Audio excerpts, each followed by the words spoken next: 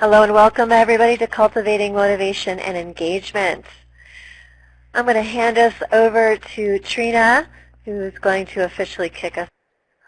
Hello everyone. Thank you, Mel. Hello everyone. Happy New Year. Happy 2021. It is so good to see you all in the chat and that you have come back to join us for another exciting year. TLC family, I loved when I saw Jerry say, hi family. TLC family, I miss seeing you in person, but we're so glad that you are joining us in the chat and for to kick off the new year with this leadership symposium. So I'm not going to take up a lot of time. I do want to thank our sponsor, Management Concepts, Steve Mayer, the president, for their continued support, supporting us when we were at the City Club and continuing to support us in this platform that we're using now.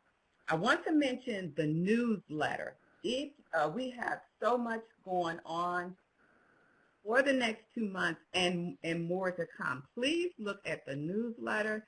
If you did not get the email and receive the newsletter that way, please go on our website, the TLC website, and pull down the newsletter. We have so much going on, exciting things.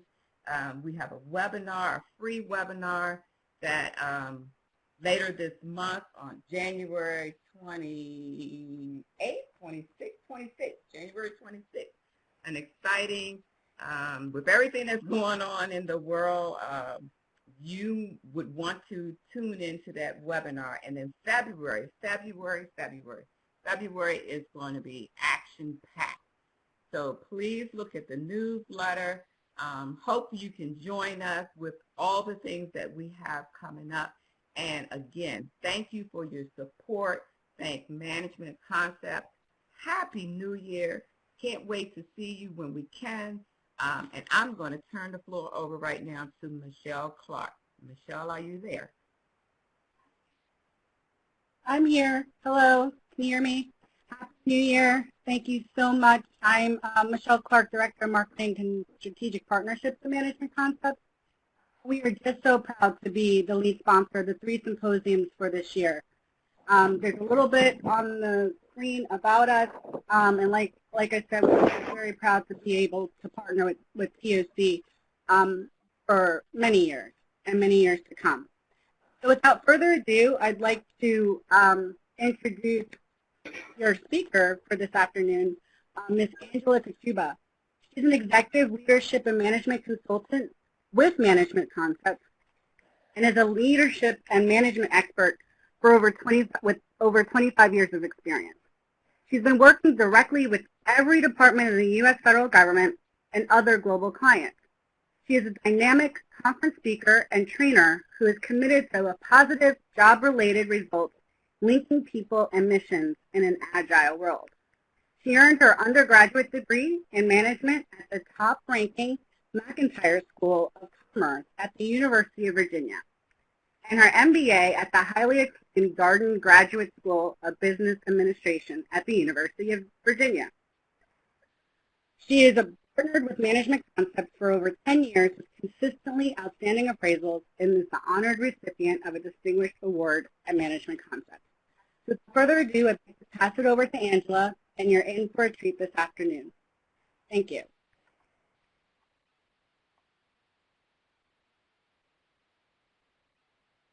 Hello everyone, my name is Angela. So nice to be with you, and what a great topic for us to use in this new year. So let's go ahead and get started. I'm going to change our layout to our presentation layout. So if your screen changes a little bit, it's just me doing that. And let's go ahead and dive right into cultivating motivation and engagement. Thanks for having me, and I'm honored to be partnered with Management Concepts for more than 10 years now. Thank you very much. All right, let's take a look at our lessons. Should be popping up here on the slide.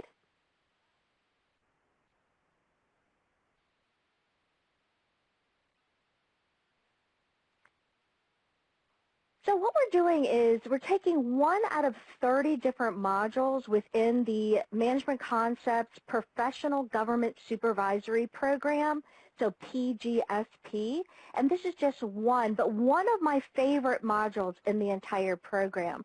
So of course you could always ask Michelle Clark about this particular program, or you could always visit managementconcepts.com/supervisor. Let's head into the presentation itself. So today we're going to identify some best practices for elevating employee motivation and engagement. And we have 2 key topics within that.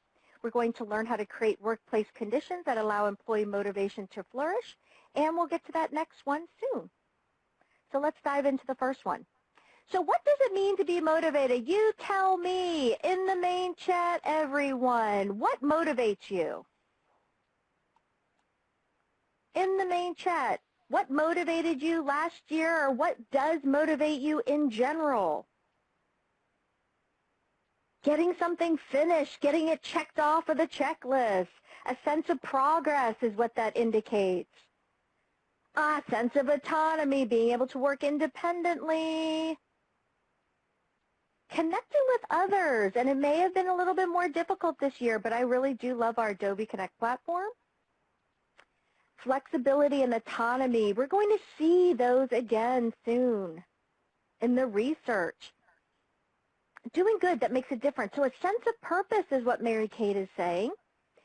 Feeling challenged, and so our sense of competency, if we're at a high competency level, we feel challenged.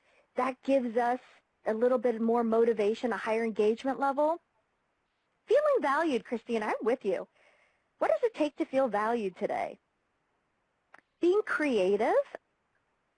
Projects where we learn something new, so some growth, individual growth. Steve is saying being directly tied into that mission. And same Z from Shanda, sounds great.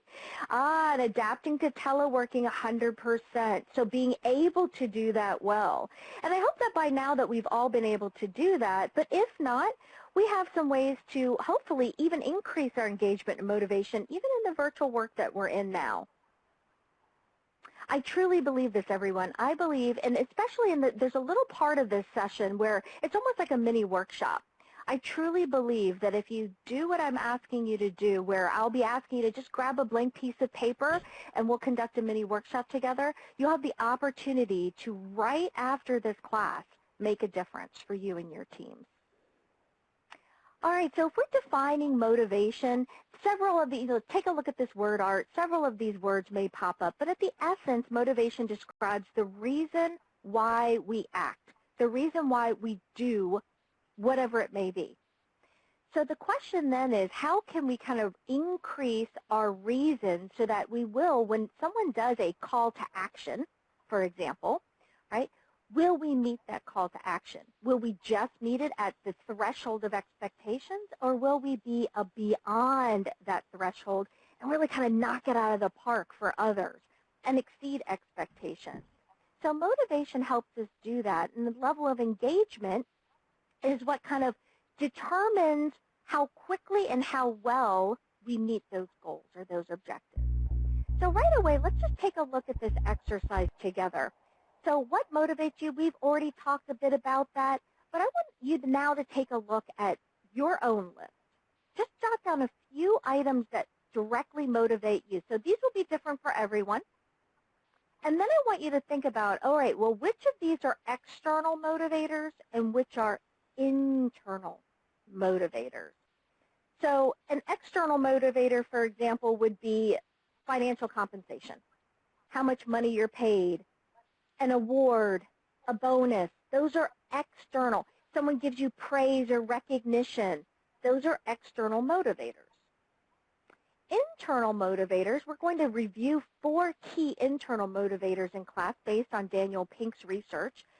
But overall, take a look at your list of what motivates you and then determine, are they external or internal? Now, the reason to determine this is because it's whether it's within your control or not. So whatever's externally motivating you, you really don't have a lot of control over. But if it's an internal motivator, then that is the place where you have ultimate control and we can make a major difference in internal motivators. Let me just give you a moment to do this, and then we're going to take a look at some of the research that we have in motivation. My guess is you've seen some of this before. Let me give you a moment to answer this question.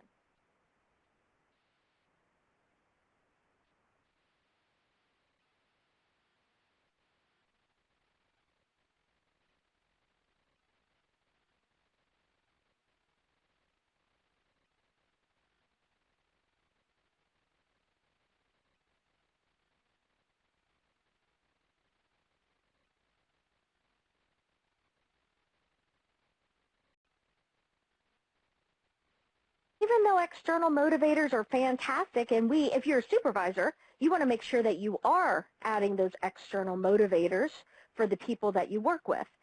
But internal motivation is where we can make a big difference. So let's take a look at some of the research. So first we have Maslow's hierarchy of needs. My guess is many of you have seen this before.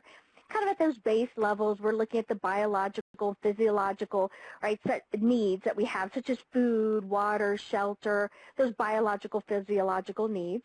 We also have, and I still consider this a baseline level, a sense of safety.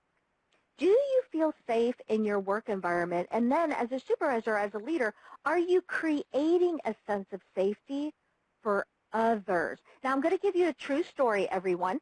It is one of the most outrageous stories I've ever heard. It was witnessed by 4 individuals. The first time I heard it, I'm not even sure I believed it, right?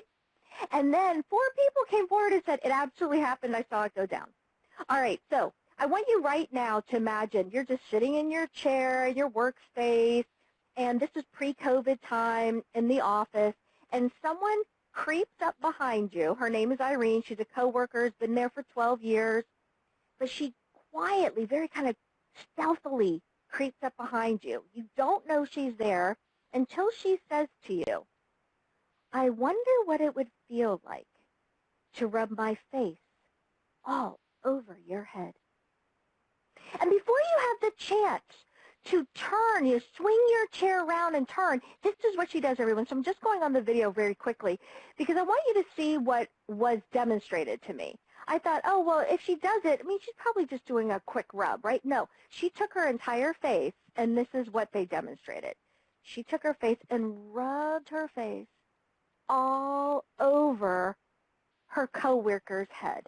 Now, he was bald, but it doesn't matter, right? Imagine someone doing that to you in the workplace right now, and you tell me, do you think that would make an impact, yes or no? If so, what would the impact be, everyone? And again, this was witnessed by 4 other people. John, the supervisor, came to me with this and said, what am I going to do with this? Right? Other people, the person that was accosted didn't even come to John, didn't even tell John about it. The people who had witnessed it, 2 of those individuals, went directly to the supervisor to report the behavior. So you tell me, do you think that's going to make a difference?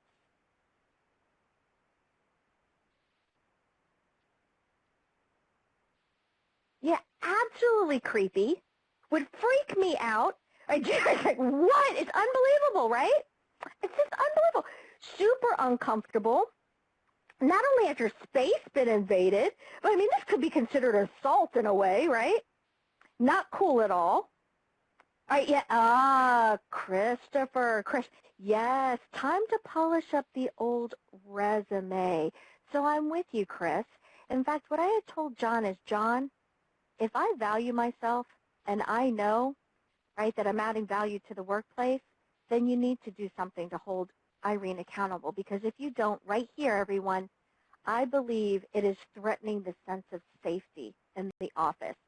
I would be so creeped out, even hearing the story, right? Even if it didn't happen to me, I would be so creeped out. I'd be constantly worried, maybe even a bit paranoid, that is Irene there behind me?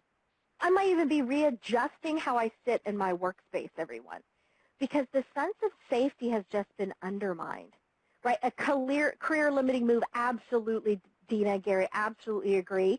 But you know what's interesting? Here's the shame of it, everyone. Do you think that would impact motivation in the office? Yes, and more than just the individual who was accosted, right? More than, yeah, exactly, Claire, and if a man did that to a woman. But even so, right? So it impacts more than just the person that it happened to. It impacts others who witnessed it, and then the gossip train gets going, right? Everyone else hears about it. And now John the supervisor, goes to his direct supervisor and says, I've got a situation. I'd like to go ahead and write up Irene.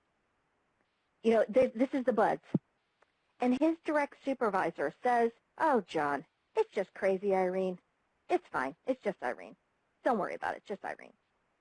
So John was a relatively new supervisor there, and so while he was trying to hold Irene accountable for her behavior, knowing it would impact negatively motivation, he was being told to let it go. When he went to the individual who was accosted, John said, hey, I want to do this write-up. Can you tell me what happened from your point of view? The person said, no, thank you. I'm good. I don't want to rock the boat. I'm fine. Because he knew that Irene was a favored person, was one of the favorites of 2 levels above him, the supervisor's supervisor. So we can understand why even in leadership positions where we get kind of stuck in these situations trying to figure out, look, we know it's going to impact motivation and engagement levels, so we do need to hold people accountable. And I think that's the key, everyone. So ask yourself, first of all, I would ask myself, am I holding myself accountable? And then, am I holding others accountable as well? Because if not, motivation and engagement will drop. Now, everyone also, just to kind of play out this story, it took 2 years, but 2 years later, Irene was removed from the federal government. Because she was not being held accountable, she eventually misused the federal government credit card. And so what ended up happening with her is because of her misuse of the credit card itself, right, she was actually removed from the federal government. She was not paying her piece of the credit card. It was accruing late fees, et cetera. But you know what? She wasn't being held accountable, and it got to that point. So everyone, if we take a look at Maslow's hierarchy of needs, we can see where motivation engagement takes place even at these biological, physiological, these safety levels. Right now, if we think of COVID, right, 19, that what we're dealing with right now in the pandemic, these biological, physiological, I call these the foundational, the safety needs, they're foundational. Now, if we add up a level, maybe not so much the love aspect, right, the friendly relationships within the office, but definitely this sense of belonging that people have. Absolutely a sense of belonging can impact whether or not an individual is highly motivated.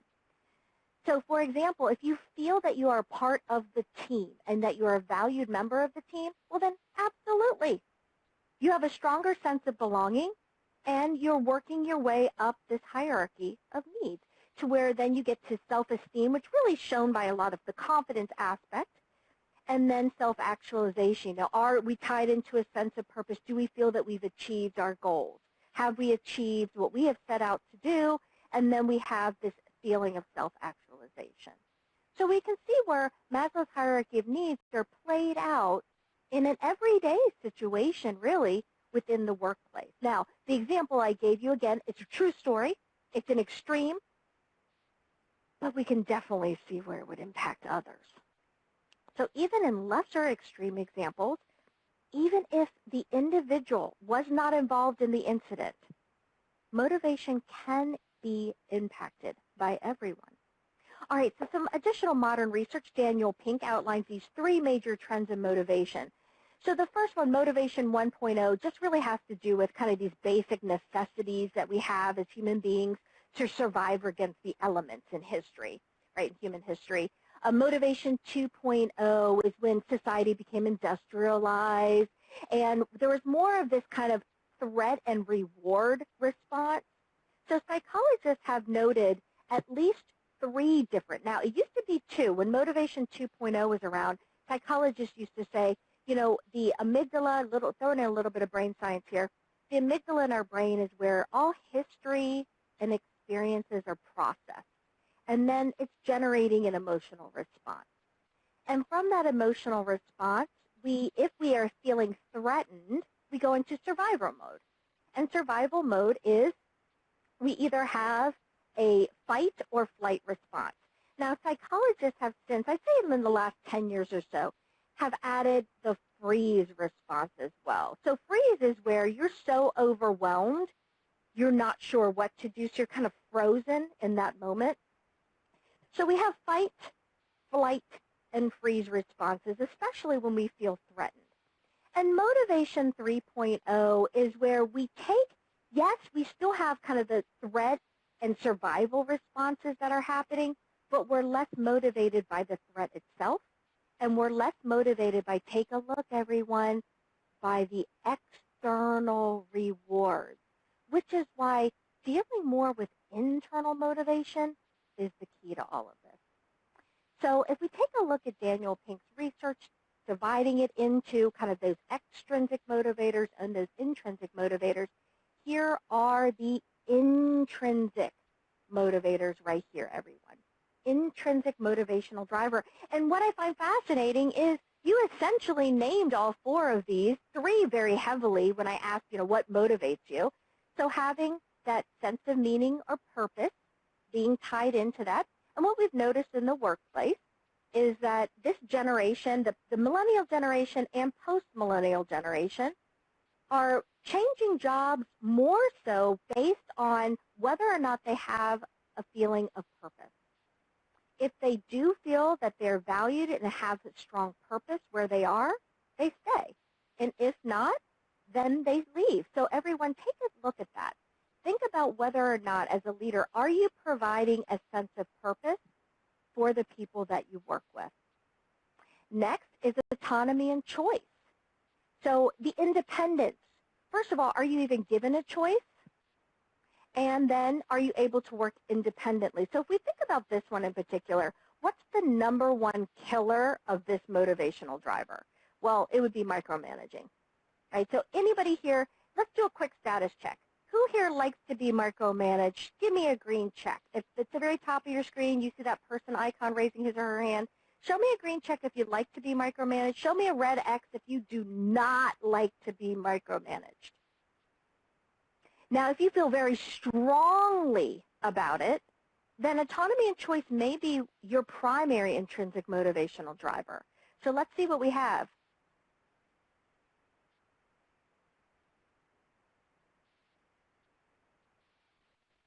Now, one of the reasons why I'm asking this too, everyone, is, this is scary, but you know what some of the preliminary research is showing, especially for the post-millennial? Now, by the way, not all, right? We're not going to just stereotype all, but I want to share with you some of the research that's coming out regarding post-millennials. They actually want to be told what to do, right? So most of us have the red X. And it's like, no thanks. Don't tell me what to do, right? Don't micromanage me. You give me the assignment. Let me do it on my own. I will meet your expectations, maybe then some, right? It's depending upon my engagement level, I may even exceed your expectations. We got those red X's all over. But we don't. It doesn't surprise me. We have a green check. And again, the preliminary research is showing, the more recent generation that's coming into the workplace right now is actually saying, hey, you know what? You tell me what to do. I'm going to do it. I'm going to knock it out of the park for you. But I may not do anything extra because you haven't told me what to do. Now, I'll leave it to the psychologist as to why that's happening, right? I've already heard some psychologists saying, oh, well, that's because they've had parents that have raised them where the parents are telling them what to do all the time, not letting them have time to think on their own, doesn't give them time to be bored, to be creative. I don't know. That I don't know. But I do find it interesting that some people actually want to be told what to do. So just because we are sitting here assuming we don't like it doesn't mean others don't, right? So let's keep that in mind. There are 4 intrinsic motivational drivers. Now, you may have multiple at play for yourself, but keep in mind we're all different. Shanda also says there's a big difference in an accountability conversation and micromanaging. And I actually appreciate the accountability piece. And I'm with you, Shanda.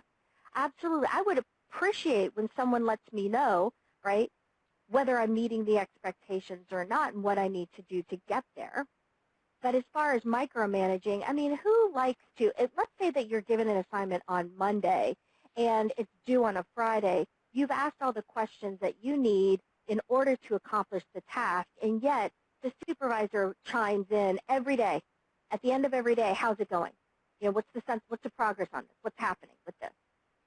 At some point, you're likely to feel a little micromanaged. It's almost like a trust issue, right? That's why micromanaging can be so damaging, because every time you micromanage someone, it's like saying, hey, you know what? I don't really fully trust you, So I'm going to check in if that's all right. Now, we'll say, everyone, on high-profile projects, I've done that before, right? But then when I'm with my team, I will usually say something along the lines of, everyone, I'm the one that's a nervous wreck about this. I'm having a little anxiety. I'm willing to admit it. I'm a human being. I'm being vulnerable with you, right? And I hope that you don't mind if I check in on Wednesday. Are you going to be okay? Will you bear with me, right? Help me out, right, for a Wednesday. Everyone, I hear a little bit of static, so I'm going to go ahead and mute everyone. Hold on here. All right, let's go over to this next motivational driver, competence and efficacy. So this is efficacy, the idea of, do you have a goal? Are you reaching steadily towards that goal, right? Progressing towards the goal. So a sense of competence also, these are people who highly value their expertise. So for example, if you're growing, you want to become a subject matter expert, SME, right, in a particular area, you value your sense of competency. And if you're able to boost your sense of competency in any way, that could be one of the drivers. So earlier in the main chat, when it was the, hey, I have the opportunity to learn something new and to continue growing, perhaps sense of competency is your intrinsic motivational driver. And then let's take a look at this last one, everyone. Sense of progress. This is people who do like their checklist, and it feels good to check an item off of your list, right? Then my guess is a sense of progress works on you. So everyone, I also want to go ahead and just pop up the table that explains each of these four and then give you a moment to read this. Let me give you a moment, and then we'll move on.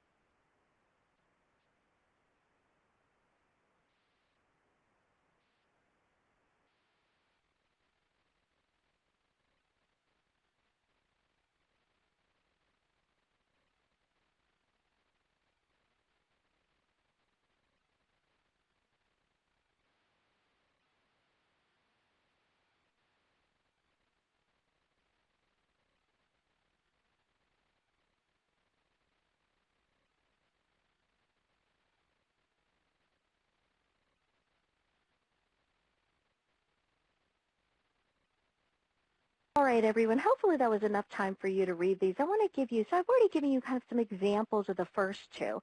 The last two, though, I'd like to give you a real-life example for competence and efficacy.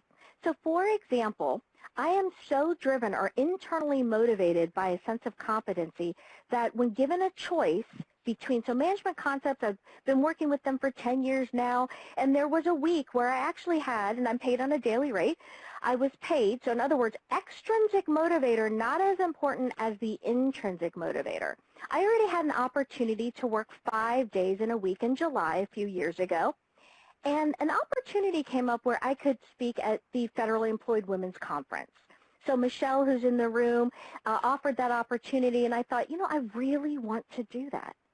And so I turned down the 5 days, and actually I kind of had to juggle my schedule so that I could be paid only for 2 days instead of 5 days, but because I really wanted to be at that conference. And it shows that even though, you know, everyone likes money, right? A reward is good. Financial compensation, fantastic. I'm not saying I don't like money. I have 3 kids I need to put through college. All right, so absolutely.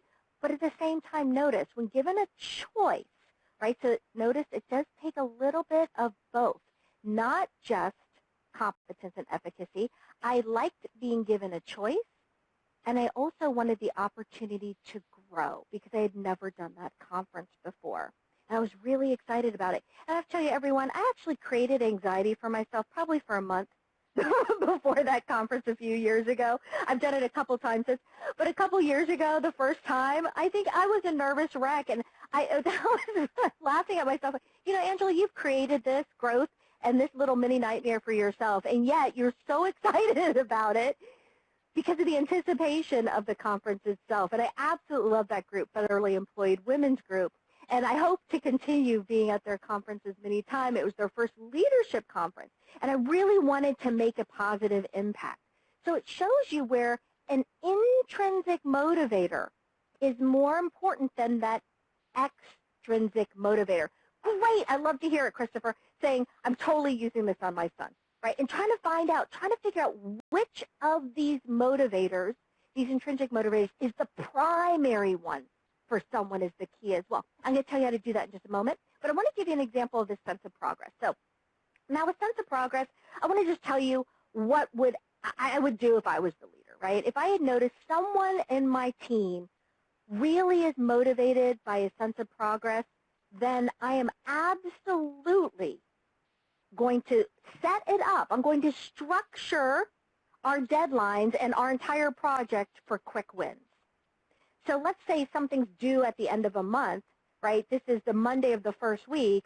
Then what I would do, or the Tuesday of the first week, what I would do is I would say, you know what, everyone? Let's have XYZ, a small chunk of it finished by the Friday. And then when Friday comes, that's been accomplished and accomplished well, celebrate it. Make a big deal of it, because then that is giving your team the quick win that will then motivate those to have a sense of progress. Have any of you, let me see this, how many of you have ever kind of, once things have gone well and things have started, the wheels are turning, you see they're going well, you've actually noticed that you tend to be more in, more kind of the buy-in's more there, you invest more energy and enthusiasm because you see, wait a minute, there is success happening. And so now you, not only do you meet the deadline, but sometimes you even do it ahead of time. Give me a green check if that's ever been you. If you've noticed, you know what, things are moving in the right direction, I feel a sense of success and progress, and so now I'm more motivated to achieve this. Well, we have a few of you, or a handful of you are starting to chime in and saying yes. If that's you, then sense of progress may be your primary intrinsic motivational driver. All right, everyone, so I'm going to go ahead and tuck these away. Now, in order for Christopher, for example, for you to figure out which one of these four is the primary driver. Now, remember, all four may be a factor for individuals, all four. But how do we find out which one's the primary one? Well, let's take a look. These are some of the questions that I would ask everyone. So I'm going to go ahead and just enlarge that. And everyone, at the very top right-hand corner of this pod, if you need this even larger, you can go ahead and enlarge that as well. So here are just some of the questions that you could ask. I'm actually going to size it to fit the page, everyone. But then again, if you need to enlarge it for yourself to read it well, go ahead and just enlarge this pod. And you'll see it will fill your entire screen, everyone. But I want everyone to be able to see the entire document. Yeah, and thank you, Mel. I appreciate that.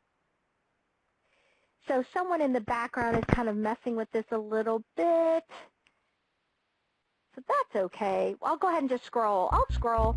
Hey, sorry, Angela. Hey, presenters, those in the presenter, you have power, so don't touch anything, just to let you know, our presenters. Thanks so much, Mel. So whoever is changing it for themselves, it's changing it for everyone if you're a presenter. All right, so I'm just going to scroll through some of these. I'm going to go ahead and fit it to the screen again, just so you can see all of them. Thanks, Christopher. So everyone, go ahead and take a look. Maybe jot down just a few of these. Take a quick snapshot on, screenshot if you'd like to capture these questions. But for you to find out, what is it that really is the primary motivator for an individual that you work with, or maybe a family member, right? Experiment with your family. Go ahead and ask some of these questions so that you can figure out which of the four is the one that really makes an impact for that individual. So again, this is an example. I believe everyone, if you do this, I believe you can make a positive difference with the people that you work with immediately after this session. You ask some of these questions. Let's say that you've been struggling, for example. Maybe you've been struggling with one person in particular. Well, ask some of these questions to find out, well, what's the motivator for them? And everyone, I did go ahead and include it in the bottom left-hand corner. Bottom left-hand corner, everyone. The identifying intrinsic motivators, questions to ask. If you do want to download this, please go ahead and do that. I have symposium materials, bottom left-hand corner.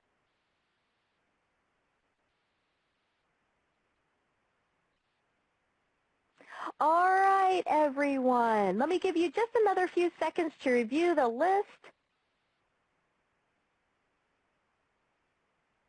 And we're going to keep rolling.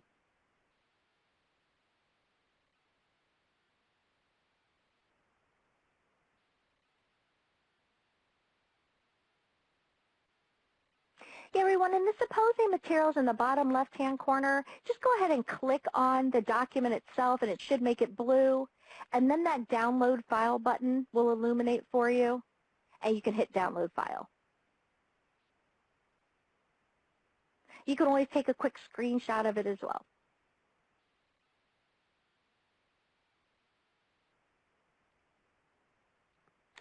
All right, I'm going to go ahead and tuck this away. And how do you access the intrinsic motivational drivers of others? Well, I think asking those questions can help reveal what they are.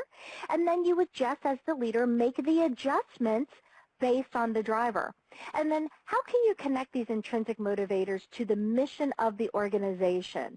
Now, if you are a good storyteller, my guess is most of you in this room, right, given what organization we're with, most of you are excellent storytellers.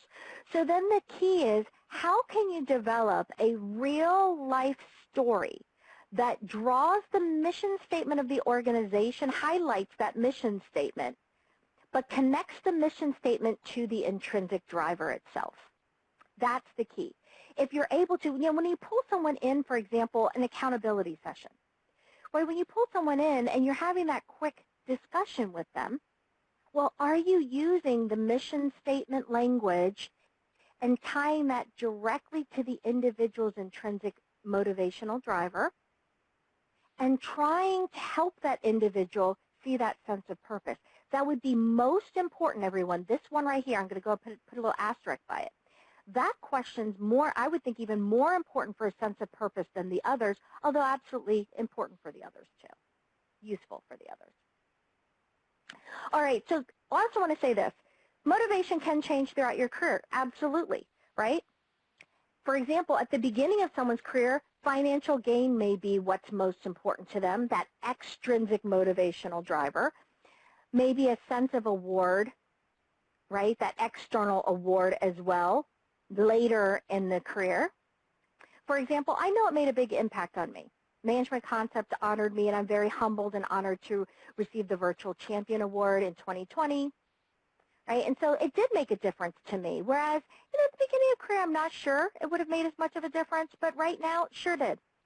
It was a big boost for me, right, in that year, 2020, that we all just went through. And so for me, I realized, wait a minute, some of these extrinsic motivators do matter. The question is, where do I have control? I have no control over whether or not, right, I'm going to receive an award, but I have control over my intrinsic motivation.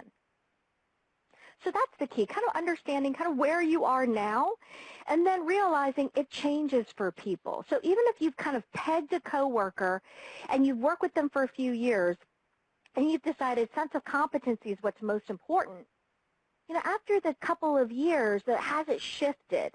Maybe go back to some of those questions and see if their motivation's shifted at all. All right, and then these are some of the common demotivators. So we want to go ahead and make sure people do have job security. That one right there comes from Maslow's hierarchy of needs, right? Everyone right there, that lack of job security, right? We want security. That's a foundational piece of the motivation. Micromanagement's a demotivator. Lack of challenging or engaging work. Some of you even type that into the main chat. Feeling overworked or just a bit drained. Right now, everyone, I'm going to go ahead and put a little asterisk by this one, just because my guess is right now, given the kind of 100% virtual work, the pandemic, people are feeling not just overworked, but maybe drained would be another way of wording this as well. All right, interpersonal conflict. So if you are not getting along well with someone in the workplace, it could be a demotivator. But everyone, this is why I think, I'm going to circle this one. This is why I think those motivation questions are key. If you can figure out what motivates that other person, you may be able to boost or enhance that relationship.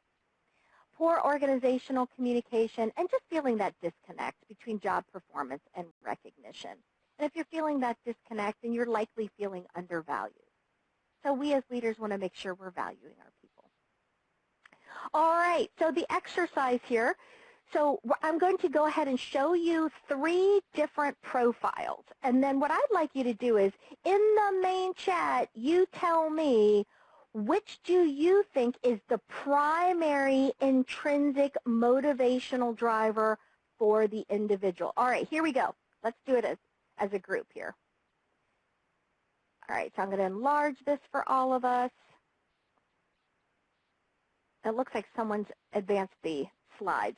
Let me go ahead and put us back. All right, so here we go. Everyone, just Rick, profile number 1. Everyone, please go ahead and read profile number 1, Rick, and you tell me in the main chat, what do you think is the primary intrinsic motivational factor for Rick?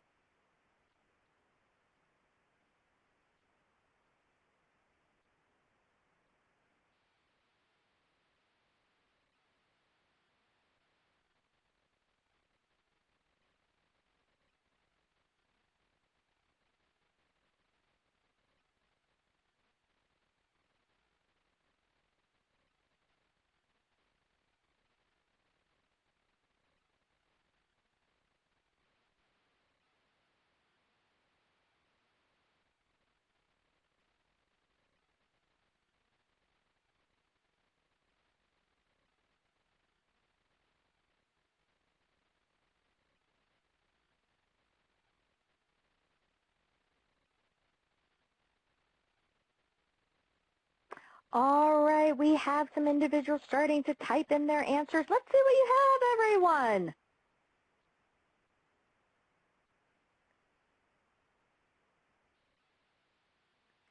A sense of autonomy and choice. Karen and Diane are chiming in with that one.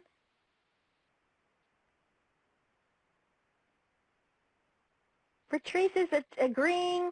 Anyone else? We have 25 people in the room. Let's see what we've got. How about this, everyone? How about I make a poll? Let me make it a little bit easier for all of us. Let's see here. How about for Rick? Let's do this. Everyone, go ahead and this can be anonymous. That way you don't have to reveal, right? I won't reveal who said what. Go ahead and you tell me, which one do you think it is? Which of these 4 do you think is at play for Rick?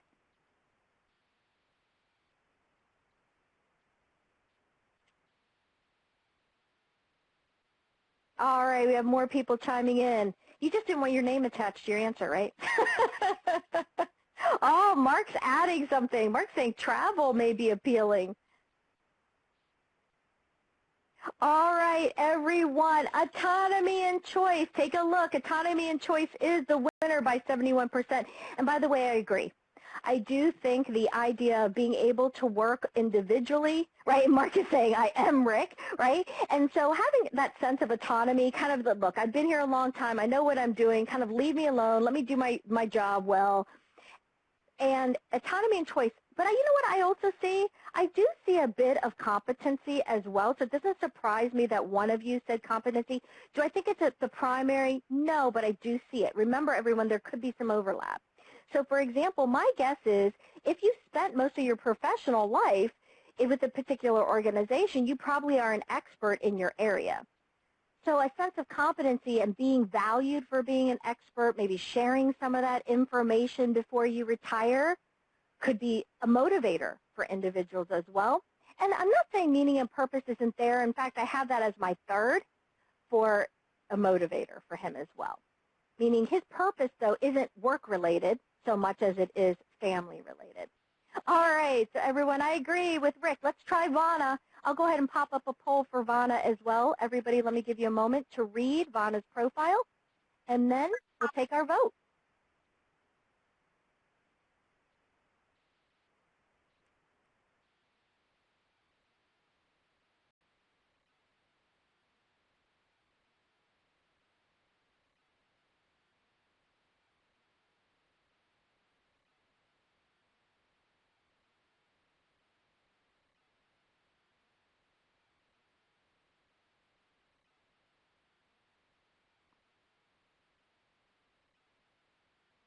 All right, so for Vana, which one do you think it is? Which is the primary?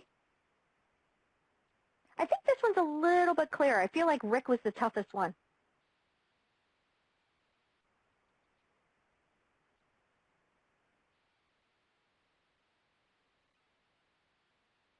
Primary intrinsic motivational driver is, dun, da, da, da.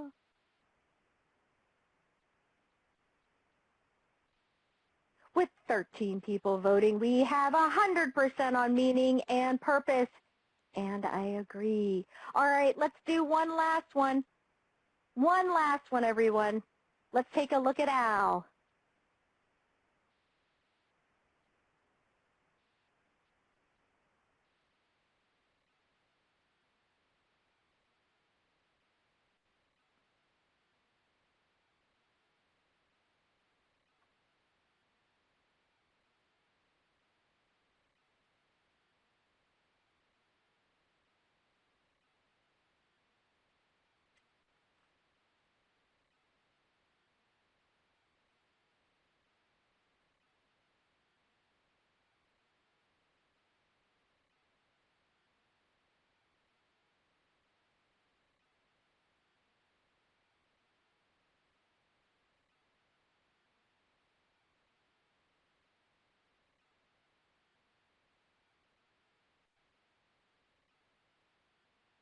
All right. 12 people voting, 13 people voting. It looks like we have at least 13 active people in the room. I appreciate all of you. Thank you so very much for your active participation here. Let's take a look. I agree. If you put a sense of progress, that is the one that I think is the primary for Al. I agree with sense of progress. Now, does it mean competency or meaning and purpose isn't there? No. But I do believe the primary is a sense of progress. And then remember, you can always have those overlaps. It doesn't have to be just one. I'm with you, Mark. As Mark's saying in the chat, right, he's saying the primary is a sense of progress, but he sees that sense of efficacy, right, that sense of competency, efficacy, achieving goals there as well. I would agree. All right, everyone. Well done. We know the 4. We go ahead and tuck these away. Now the question is, can you determine what it is for yourself and for those that you work with? All right, let's go into our next lesson, the second lesson. So that takes care of our motivation piece, but we're going to layer that with our next piece, which is engagement. So let's take a look, everyone. Identify opportunities to increase engagement on workplace teams. So when we define engagement, employee engagement refers to the complete cognitive, emotional, and physical immersion of oneself in your work, right? So in other words, are you mentally, emotionally, and physically involved in the work, in that call to action in the workplace as an example? So what we all know is it is possible to be motivated, but maybe not engaged or not highly engaged. So we want to layer the motivation piece that we just did with how do we get people to be engaged. All right, let's take a look. And thanks so much, Mel, for putting those banners across everywhere, the kind of markers in the main chat. I appreciate it. I've noticed it. All right, so the benefits of engagement, everyone. We know some of this, right? This is from the research. We could get better customer ratings, higher levels of profitability, higher rates of productivity, which, in fact, I challenge you. If anyone out there can show me a study that's in the National Library of Medicine, for example, you know, a peer-reviewed article that indicates that happy people are less productive, please let me know. Send it to me. I need it, because every time I've seen any of these, they say, right, that if you're motivated and have high engagement, you're happier in the workplace, you are more productive. That's what the studies are indicating. A lower absenteeism, less turnover, fewer safety incidents. For example, I was on a project with Amtrak, and safety was one of their big, not only was it a priority, it had become an issue, right? So those safety incidents as well, and fewer quality defects. Oh, Rhonda, thank you for agreeing. That's awesome. All right, so now, levels of engagement. Now, this is where we're going to turn this into this webinar almost into a little bit of a workshop. So everybody right now, if you would please, grab a blank piece of paper. Everybody grab a blank piece of paper.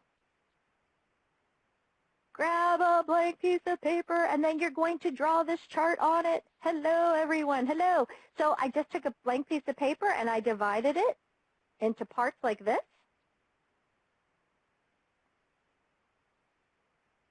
I have my electronic version I'm going to pop up for you as well. But you're going to write all over this piece of paper. So I think it's a little bit easier just to do it old school, use a piece of paper rather than this virtual one. All right, so you're just going to go ahead and designate those zones on your piece of paper, and then we're going to use everything that we learned in the motivation lesson or segment now in our engagement section. Now, this is where I truly believe if you were to do this exercise during the class or during this symposium right now together, then what's going to happen is when you leave, you're going to be able to make a difference. You'll have action items actually on this piece of paper for you to do. All right, so we're going to talk a little bit about what does it look like to be fully engaged or actively engaged, not engaged or disengaged, and fully disengaged. So everyone, let me explain. In the literature, what you'll see is, and I went ahead and wrote both terms kind of that I've been seeing, right? It's either called fully engaged or actively engaged. Then the next zone would be, in the literature, they call it not engaged or disengaged. I don't like that. I'll explain why. So I actually call this middle zone the neutral zone. And then at the very bottom, right, we have the fully disengaged individuals and the actively disengaged individuals. So if you ever wanted to do a little bit of research on this, you'd see these terms. So I'm going to ask all of you, though, I want you to tell me, all right, in the chat, what does it look like when an employee is fully engaged? When an employee is fully engaged, what does that look like? What is that individual doing? In the main chat, everyone, what do fully engaged people look like?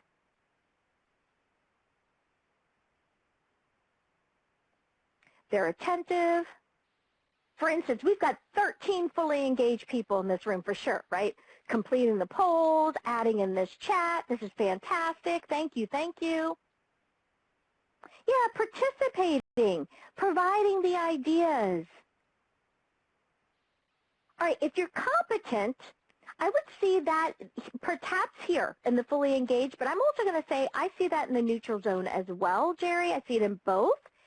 But I think absolutely we're going to see it in both areas. Dina, participate, share their thoughts. Jeanette, they're innovative, communicative, and productive. Check, check, check, I agree.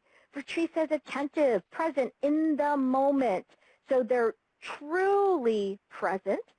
Ask great questions, Ellen. I'm with you. So people who are asking questions are engaged, completing the exercises in this particular symposium, but also just completing your work on time and you're in the work world. They're engaged, active, accomplishing, their checklists are complete, they're productive is another way of saying that. That's a healthy chat window. Yeah, so if you're fully engaged here, you're giving me examples of just here. I'm talking about just in general in the workplace too, right? Let's say we're back in the office. What are these people looking like? Yes, they are truly present. Yes, yes, yes, Dina, I'm with you. Happy. I like that, Patricia. Happy, fulfilled. They're participating. Jesse's saying supporting others. Love that, Jesse. They're innovative. Collaborating with others. So in other words, as Karen's saying, which I really like, sharing information with each other, right? We share information freely with one another. That's what's happening in that fully or actively engaged zone. Diane's saying the eyes are bright. They smile more. They're maybe more agreeable to get away, to deal with or to work with, right? We're seeing all of that. So these are people, everyone, who not only meet expectations, they exceed them. That's what's happening in this fully engaged, actively engaged zone. They're the people that, do you remember Stephen Covey's book, 7 Habits of Highly Effective People? I mean, back in the 1990s, right? He said, now, I don't know whether this statistic is accurate, but he said 20% of your people are doing 80% of your work. Now, if that's accurate, now I don't know. Again, you know what I've witnessed, I've been in every department of federal government within the last 25 years, and I'd say maybe 40%, 30, 40% are doing most of the work. I would agree with that. You know where those 30, 40% are? Right here. They're in the fully actively engaged zone. All right, so now, You tell me. Now, I call this neutral zone rather than disengage. I think disengage implies something negative. That's why. Now, you tell me, everyone in the main chat, what types of behavior are we seeing with neutral zone people? People who are in the neutral zone. And you might also notice I divided the neutral zone into two halves with that kind of dotted line there. Because I think it's important to note, like, who's at the top half of the neutral zone and who's in the bottom half of the neutral zone. Yeah, as Jerry's saying, it's lackluster behavior, but they're doing their work, right? Christopher's saying occasional sparks of energy. Patricia's like, blah, they're just zoning out. They're not participating much. There it is, Mary Kate. They're doing the minimum, but they are doing it, right? They're doing the bare minimum, maybe hiding even. Mary Kate's hiding, right? They might even be hiding, right? They're just there. They don't really care. They don't have a dog in the fight, so they're not highly motivated. They're doing that bare minimum. So we'll talk about health problems and kind of what may be some of the issues within the neutral zone. But what's interesting, everyone, yeah, and Mel's saying they just kind of go along to get along. The neutral zone is not negative, though. That's the deal, right? So when Chris says sarcastic but not cynical all the time, I'm still going to put that at the very bottom of the neutral zone, maybe even at the top of the fully disengaged zone. So let me explain neutral zone. I have a cousin right now who works in the federal government. And by the way, she shows up every day on time. She does her work every single day. She not only meets expectations, I'd say she probably exceeds some of them. So she's probably, if we were to kind of draw, right, she's probably in this upper neutral zone. She's going to retire in less than a year now.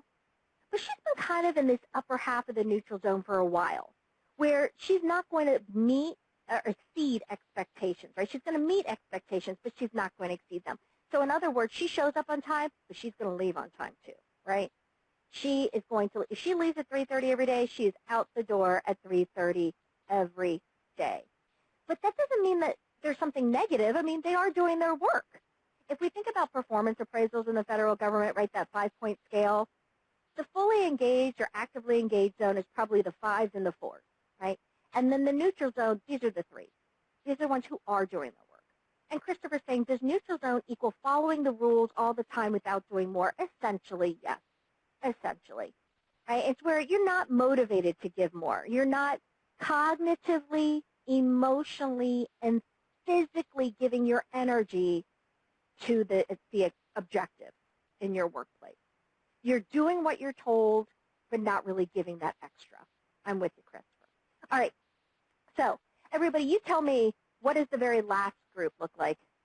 The last one. You tell me. What are people in the last zone doing? Like Christopher started us off with sarcastic. What else?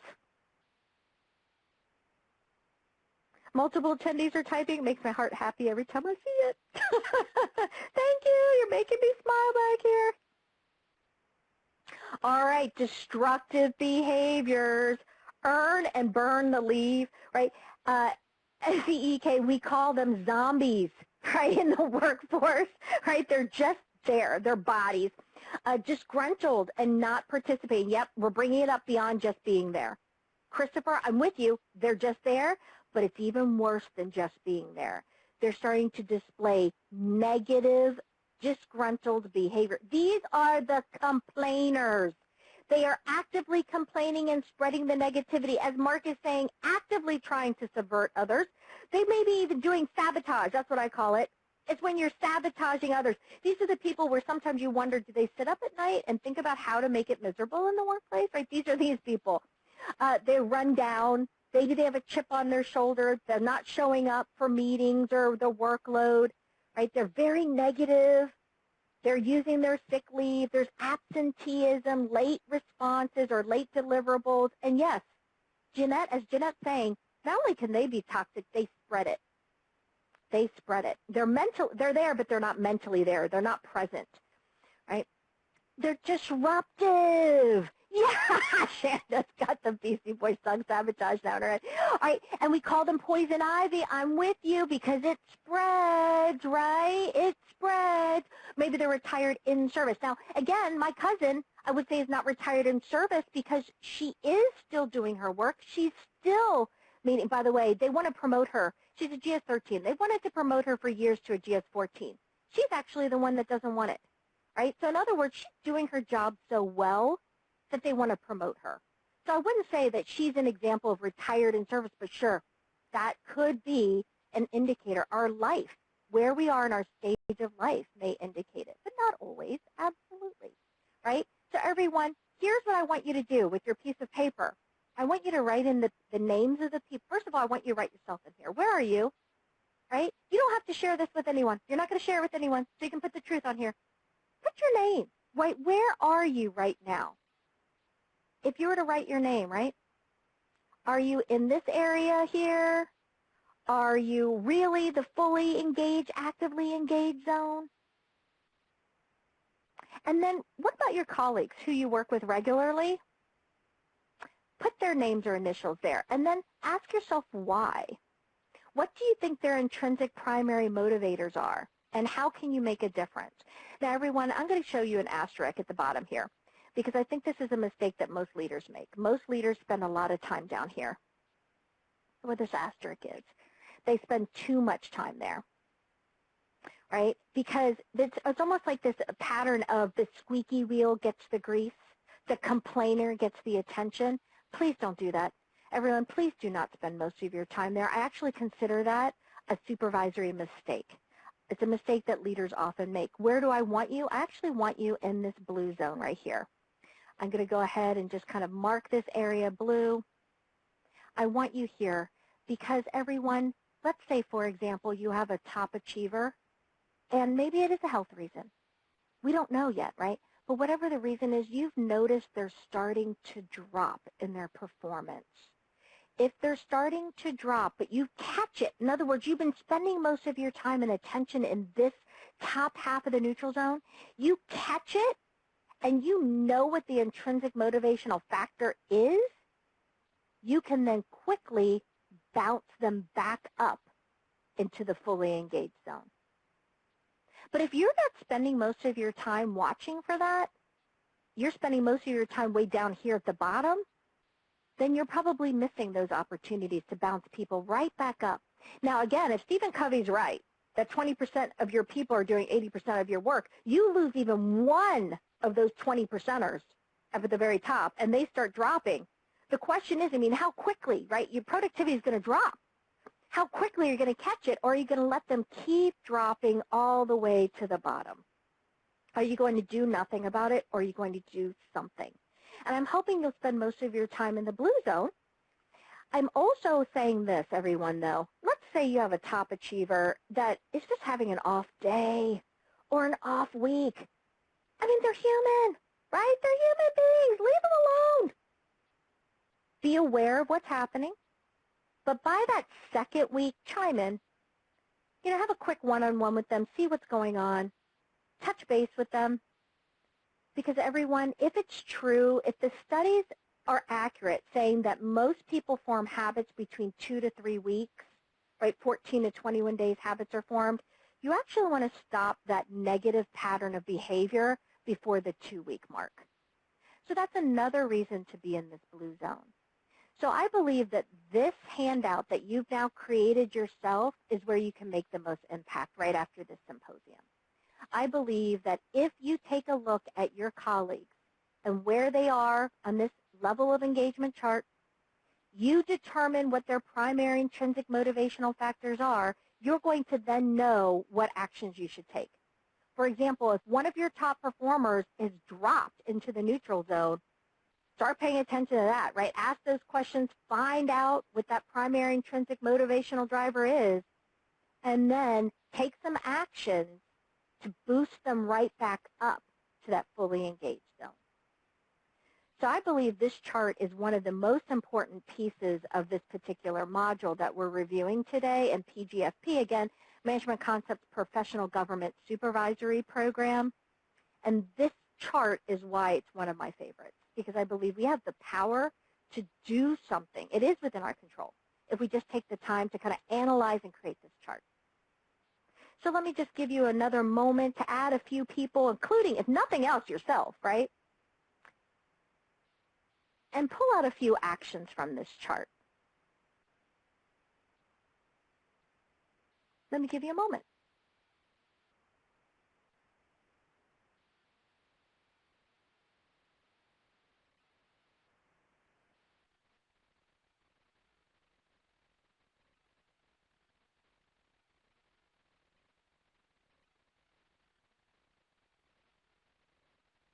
I'm just going to pop up the timer right now. I'm just going to give you a couple extra minutes. Fill in some of this chart so you know what to do.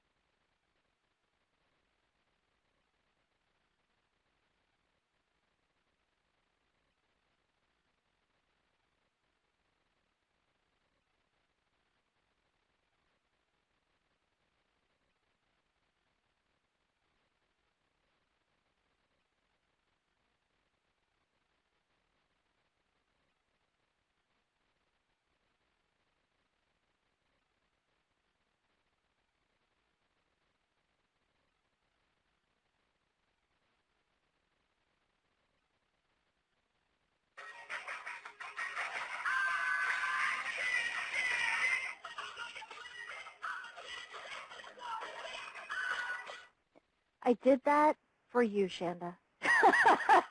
That is the Beastie Boys song in the background there for you. Just played just a blip or two of it. All right, everyone. So do me a big favor. Up at the very top of your screen, do you see that person icon with their hand raised?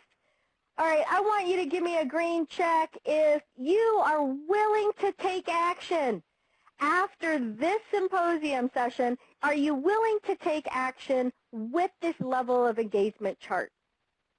Are you willing to make a difference, have people highly motivated and engaged after this session? And I believe it's all summarized right here in this chart. If you're willing to do that, willing to give it a try, show me some green.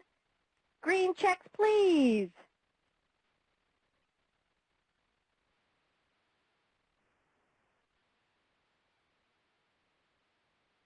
Wonderful. The green checks are trickling in.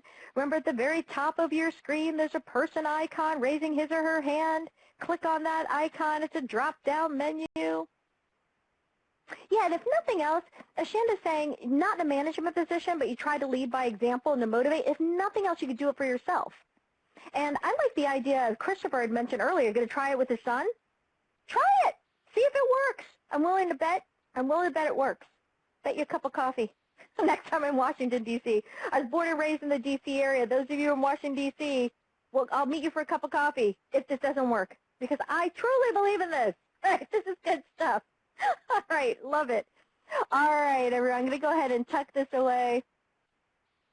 And let's do one more piece to all of this. So how would you rate your engagement level in the current role? I give you a few minutes for that. And then based on their workplace behaviors, how would you rate the engagement level of other members of your team? So if you were to fit others onto that chart as well. Let's take a look at some of the elements of engagement. For us to really be in that top zone, we do want to make sure that we have trust and build trust. We want to leverage those unique motivators. So remember the questions to determine the intrinsic motivational factor. Right? You want to ask those questions, find out what really motivates the individual. Taking a people-centric approach, it's the idea of each individual does matter, right? That human-based approach rather than just, hey, are you cranking out work and productivity?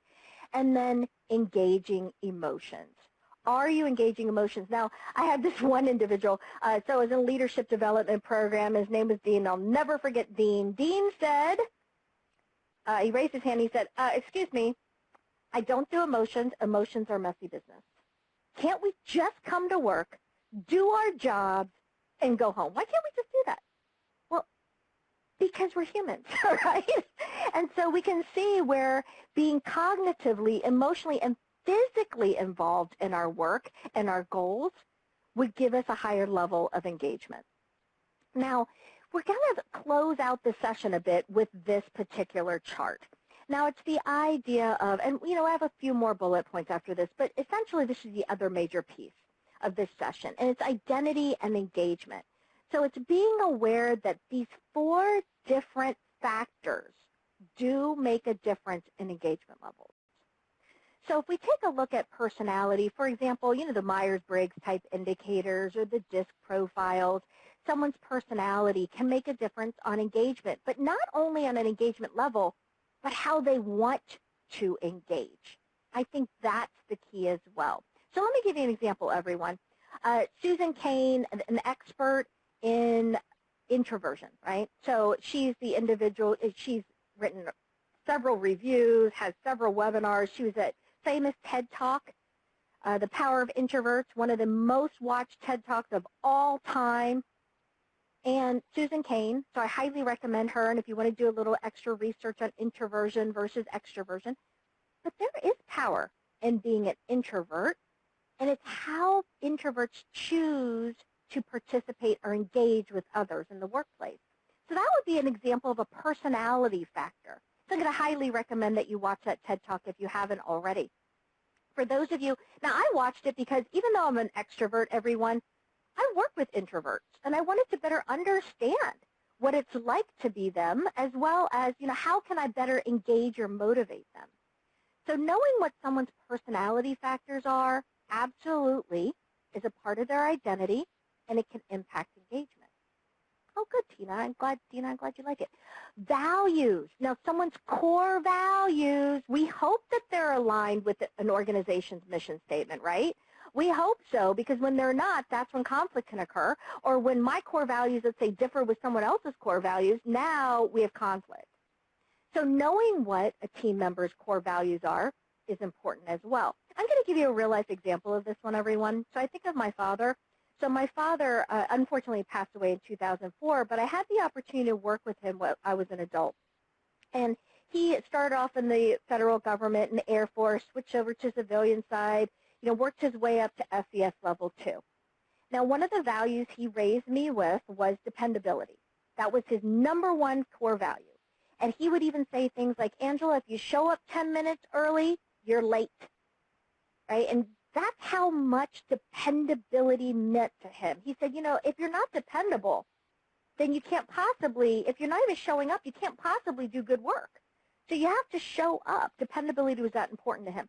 So now, everybody, I want to give you an example of how values show up in the workplace and how it can directly impact motivation engagement. Real life example. The very first meeting that I'm sitting in with my dad, and I'm just an observer, right, in the meeting. Let's say it's 8 o'clock that the meeting starts. He stands up and he walks over at 8:01, walks over to the conference room door, closes it, and locks it. And he turns to everyone. I want you to imagine this, right? He turns to everyone in the room and says, they don't have the privilege of being with us today. And then he continues. Now, I want you to imagine being on the outside of the door. And by the way, there is no one in that room that's going to open that door for you. People are coming by, looking in the window, knocking, trying to get it. Not a soul is getting up, right, to open that door for you. Rodney, right, is his name. Rod had purposefully locked that door. No one's getting in if you weren't here at 8 o'clock. That's his value of dependability showing up in the workplace. Now, what you imagine, what does it feel like if you're on the other side of that door? How would you feel, everybody, in the chat? Tell me, in the main chat, let's say there was really bad traffic. You tried to get there on time, right? Hashtag savage. I'm going to have to look up that song. Yes, Gina say, you would never be late again, right? And so think about what he was doing. As a leader, he's saying, and later I talked to him about it. I said, what was your goal in that? And he said, well, I never want people to not value my time again. I'm teaching them what I've taught you your entire life. And I said, I realized that. We went to lunch afterwards. I said, I realized that, Dad, but now that we're working together, I want you to think about what it's like for the people outside the door. And we're a relatively new organization, and I want you to think about what you've done to their motivation level. And thinking about, remember, going back to Maslow's hierarchy of needs, if we think about security and safety being necessary to be highly motivated, he just took that away from them, right? You wouldn't be late again because now it's a little bit of a fear factor. And so there it is, like Jerry's saying, look, I had a college professor that practiced this policy. Patricia's saying, I'd be mortified, I'd be embarrassed being on the other side of that door. Shanda, there's no patience or grace with this individual. There's no flexibility. And so we had to have a discussion about, think about the motivation engagement, what you've just laid down now. And I think we have some repairing to do, unfortunately, right? Now, watch, though. Your values are showing up in the workplace. The question is how? And what impact are those values having on motivation engagement for others? Yeah, and Claire, you know what he did? He absolutely set the expectation, and he's holding people accountable to that expectation. How did I feel? I was shocked. I was just sitting there. We were in a small team, and I was pretty much shocked that I didn't do anything. I wanted to, it was his meeting. I wanted to see what happened, and then afterwards we had, we had our typical lunch meeting about it. And I said, I want you to understand, you just kind of set the tone for our new workforce. And I don't think that that was the tone that we wanted to set. And so actually what ended up happening at the end of our lunch meeting is he said, all right, fair enough. How about a 15-minute grace period? I said, fine, you lock doors after 15 minutes. If they're late 15 minutes, shame on them, right? So in other words, there's some flexibility there. So we had to kind of negotiate that, though. And so a lot of times, though, the key for this example is notice how we don't even realize how our values are showing up in the workplace and the impact that our values are having on others. That's the key here, everyone. All right, culture. When we talk about culture, right, we as leaders, we set the culture of what we expect, don't expect. Do we hold people accountable or not? Think about the culture of the place where Irene steps up behind you and rubs her head all over you, right, her face all over the back of your head. Right, before you even had the chance to swivel your chair and say, please don't do that, right, she's rubbing her face all over your head. If that behavior is permitted, then that is a leadership decision regarding what is allowed culturally within our workplace and what isn't. Oh, fantastic, Karen. Thanks. All right, and lastly, the stage of life. Sure, retirement is an example of stage of life. How about your first child, right? Or you're in the throes with your toddlers. Right now, during the pandemic, for example, I have a coworker who has a 2-year-old and a 4-year-old that is running around in the background, right? And so she said to us and our team, right, it's about how do we accommodate so that we can make sure that the motivation engagement levels are still high. And she said, look, I've got maybe 20 minutes for this meeting, right? So if you want me to present, could you please put me first? So of course we're willing to accommodate for that because she said, after that, I'll still be listening, but I have to admit, I'm not going to be able to just be seated right in front of my computer and be fully engaged as a speaker would need to be and be able to answer questions if I don't go first. Because I'm going to be chasing a 2-year-old that's running down the hallway throwing Cheerios, right? Right? And so how can we accommodate for those stages of life? And if we do accommodate, if we are flexible, then we can Can you see how motivation can still be high because that person is obviously valued? So we said, of course, you can go first every time. No problem at all, right? So everyone, overall, let's close it out with, this is an exercise where you would just be thinking about what are your individual identity factors, and then what do you need to adjust, if anything. So for example, if I go back to this visual for you and we take a look at this, where are you on these 4 factors? And then how are you impacting others because of these factors?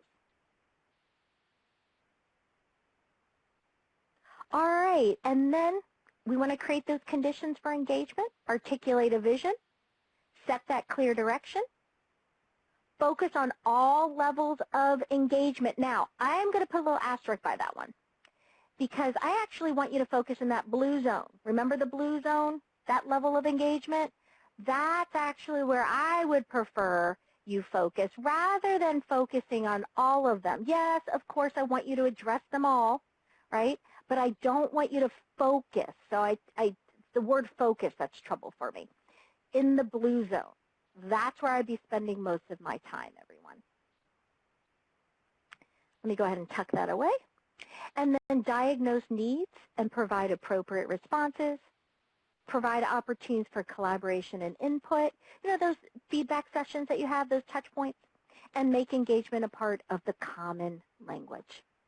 All right, everyone. So we only have about another few minutes to close out this particular session, but I want to leave you with this right here so that if you would like to take a look at this particular chart, right, and identify those factors for yourself, and what, if anything, should you be tweaking? So, for example, with my father's example, right, I said at the 15-minute mark, you go ahead and lock that door, and he agreed, right, that there needs to be, because of that, he took away that sense of safety.